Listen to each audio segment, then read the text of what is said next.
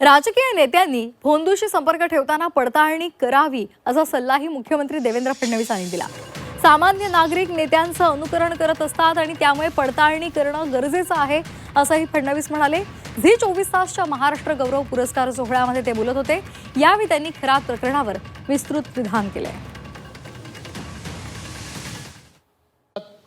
समाजाचं हित पाहून काम करतात, काही असे आहेत की जे भोंदूगिरी करतात। त्यामुळे मला या निमित्ताने सांगायचं आहे की आमच्या इकडे अनेक लोक येत असतात। हे लोक कोणाचं तरी त्या ठिकाणी ओळख काढून येतात, कधी स्वतःहून त्या ठिकाणी येतात। अशा लोकांशी संपर्क ठेवताना थोडी पडताळणी आपण केली पाहिजे आणि विशेषतः राजकीय लोकांकडे पाहून लोक म्हणजे अशा लोकांकडे अधिक जातात। त्यामुळे आपण ज्यांच्याकडे जातो ते खरंच सात्विक आहेत का एवढं मात्र पाहिलं पाहिजे।